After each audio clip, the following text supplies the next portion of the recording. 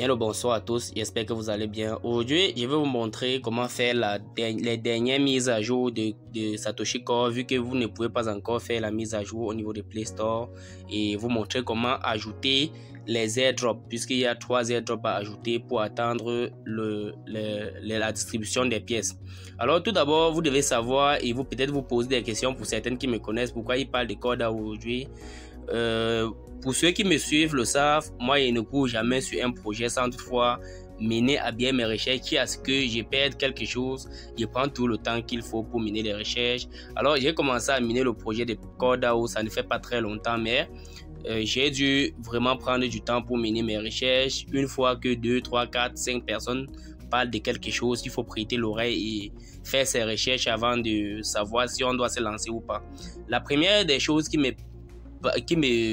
paraît bonne dans ces projets, qui me fait beaucoup plaisir dans ces projets, est que depuis que j'ai commencé le projet, je n'ai jamais reçu aucune publicité, je vous assure. Et ça fait que on comprend que ceux qui sont derrière le projet, ceux qui développent le projet, ne sont pas seulement à la recherche de l'argent, ceux-là sont également pour le travail, pour le bien-être de tous. La deuxième des choses qui me fait croire au projet est la popularité qui est derrière le projet, et aussi le livre blanc de ce projet, qui est ce document-là qui permet de voir tout ce qui est aux alentours du projet, pourquoi est-ce que le projet a été conçu, les auteurs. On sait que les auteurs, pour le moment, on dit c'est Satoshi, mais je ne peux pas encore vous prouver que c'est Satoshi ou pas. Donc ici, pour ne pas faire que la vidéo soit très longue, je vais vous montrer comment faire la dernière mise à jour, parce que ici pour le moment les téléchargements ne sont pas encore disponibles sur Play Store. Si oui, mais quand vous téléchargez, ça désinstalle plutôt l'autre application que vous avez et ça disparaît. Alors je vais vous montrer comment télécharger de façon réussie cette application. Tout d'abord, vous devez aller au niveau de votre compte et aller au niveau de mon compte. À ce niveau, mon compte, vous cliquez sur mon compte, vous partez sur téléchargement. Donc quand vous cliquez sur téléchargement maintenant, vous verrez à ce niveau les URL. Vous copiez donc sur l'URL www.bts global, vous copiez ainsi.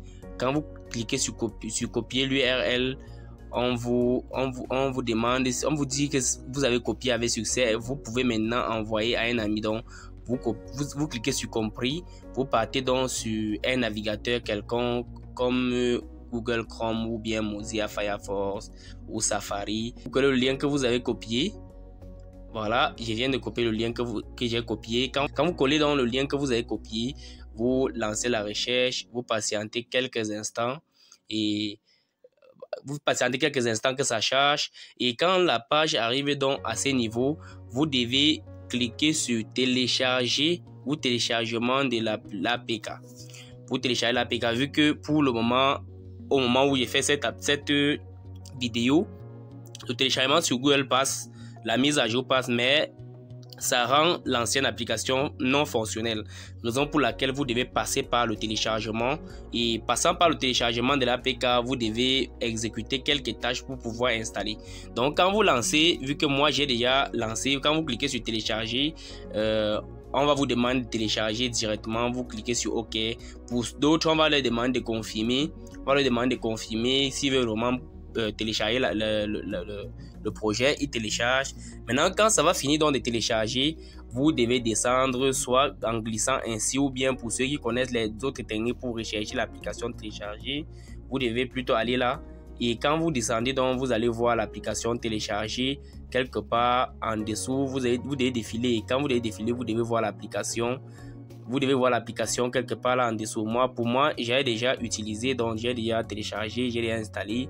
Vous maintenant, quand vous allez cliquer sur installer, pour installer, on va vous demander pour certains appareils, pour ceux qui n'ont pas autorisé, d'annuler ou bien de paramétrer pour autoriser l'application à s'installer. Vous devez cliquer sur paramètres et vous verrez en ce moment-là une case à cocher, un petit rond comme ça. Vous devez cliquer sur ces ronds là ça sera un grand rond avec un petit rond à l'intérieur. Vous devez cliquer dessus pour pouvoir activer et autoriser l'application. Quand vous devez donc faire ça, vous cliquez sur le bouton retour de l'appareil de votre téléphone. Je parle de ces boutons retour-ci. boutons retour qui est toujours ici en dessous, soit de l'autre côté, ça dépend des téléphones également. Quand vous devez donc cliquer dessus, vous devez, n'est-ce pas, aller installer l'application. Après avoir installé dans l'application, vous devez vous retrouver sur une interface comme celle-ci. Ça charge. Voilà, vous devez vous retrouver sur une interface comme celle-ci. Maintenant, quand vous êtes sur cette interface, vous cherchez tout d'abord à ajouter le projet. Donc, à ajouter un projet. Vous cliquez sur ajouter un projet pour ajouter les airdrops. Vu que nous, on a 3 airdrops à ajouter, nous cliquons donc sur ajouter un projet. Je rentre pour vous montrer où on ajoute des projets. C'est à ce niveau. C'est à ce niveau qu'on clique pour ajouter des projets. Donc, vous devez cliquer sur ça, sur ajouter un projet pour pouvoir ajouter les projets. Quand vous cliquez donc, vous êtes ici. Le premier projet, le voici. Le premier projet, excusez-moi, le premier projet, le voici. Le deuxième projet, c'est ce qui suit. Vous voyez test.A. En bas, c'est test.B. En dessous, c'est test.C. Ça veut dire que ce sont des TBS, c'est test.B, test.A. Ici, en réalité, qu'est-ce qu'ils veulent montrer? Ils veulent savoir si effectivement, vu que la blockchain généralement est décentralisée et autonome et automatique, est-ce que en créant peut-être des projets ou en lançant des gens qui vont utiliser la blockchain Satoshi Core pour lancer des projets vont le lancer et ça sera parfait. Donc ça, ce sont des tests qu'on est en train de faire pour voir si l'application est vraiment parfaite, s'il n'y a pas de failles. Alors quand vous arrivez donc ici pour ajouter le premier projet, pour le premier airdrop, vous cliquez à ce niveau. Vous cliquez à ce niveau, c'est à ce niveau ici. Voilà, vous voyez, vous cliquez là. Quand vous allez cliquer là sur le premier projet, vous devez cliquer ainsi. Et quand vous cliquez, vous partez sur participer à l'airdrop. Vous voyez, participer à l'airdrop. Vous cliquez donc sur participer à l'airdrop. Quand vous cliquez sur participer à l'airdrop, on vous dit participation à l'airdrop réussie. La participation à l'airdrop de ces projets prendra effet lors du prochain cycle de l'airdrop du système. Donc, le prochain cycle de l'airdrop prévu dans le nombre de minutes que vous allez voir tout à l'heure qui va s'afficher, ça sera le prochain airdrop. Elle ne s'affiche pas la liste des cycles, de ces cycles de l'airdrop. Donc, chaque fois qu'il y aura l'airdrop, vous allez voir en fonction du nombre de minutes qui sera affiché. Donc, vous cliquez sur fermer tout simplement quand vous avez fini et vous pouvez cliquer sur récupérer le hachage. Donc, quand vous cliquez là, vous cliquez sur récupérer le hachage et vous voyez soumission avec succès, vous cliquez sur fermer. Vous voyez à ce niveau, vous voyez là, le prochain, c'est à 23h59. Vous rentrez tout simplement pour participer au deuxième airdrop. Le deuxième, vous remontez, vous cliquez également sur le deuxième élément, le deuxième projet, toujours sur participer à l'airdrop, puis sur fermer. Et en ce moment, vous pouvez rentrer. Vous rentrez encore, vous descendez, vous cliquez sur le test projet C, vous cliquez. Quand vous cliquez sur participer à l'airdrop. J'espère que vous voyez bien où je clique sur participer à l'airdrop, c'est ici en haut. Depuis, j'ai l'impression que certains ne le font pas. Donc ici, vous cliquez également sur participer à l'airdrop et puis vous cliquez sur fermer. Tout d'abord, avant de terminer, je vais dire plusieurs personnes m'ont contacté pour me demander comment le faire. C'est pour ça que j'ai décidé de faire cette vidéo pour vous montrer. Vous savez, je suis là pour vous, je suis là pour faire des recherches pour vous. Quand il y a un blocus, je me bats toujours à trouver des solutions et c'est ça la technologie.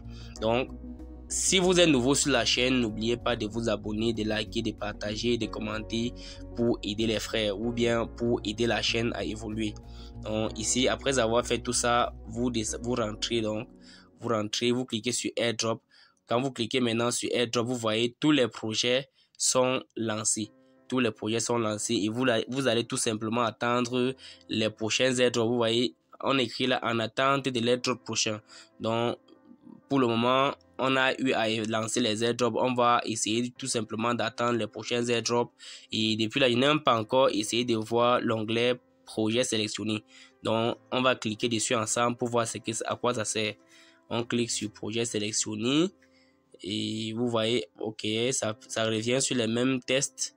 Les tests.A, test.B, test.C. Donc, pour le moment, on n'a pas encore trop d'idées par rapport à la suite. Donc, nous restons dans le cadre de ce qu'on a voulu faire. Alors, j'espère que la vidéo vous a aidé et que vous allez partager aux autres pour aider les autres à finaliser également leur mise à jour et leurs airdrops en attendant qu'elles soient vraiment effectives au niveau du Play Store.